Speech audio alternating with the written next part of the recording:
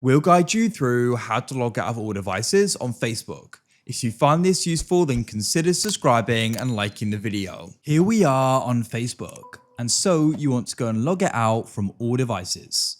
Over time, you've probably gone and used your account on different devices, and now you just want to make sure they're all logged out. Go to the top left and press the 3 lines. Then you want to go and scroll down and find Settings and Privacy and tap there to expand it. In here, you want to go to the top and go and find settings like this.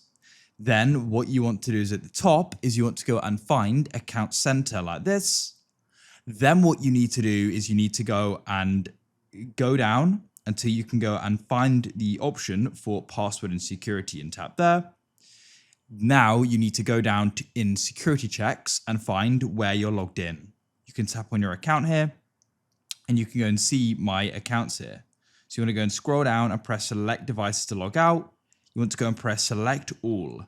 Then you can go down and press log out and you can go and confirm log out like this. So you can go and log them out. And if you want to go and log out this device, press the 3 lines in the top left and scroll down and press log out at the bottom.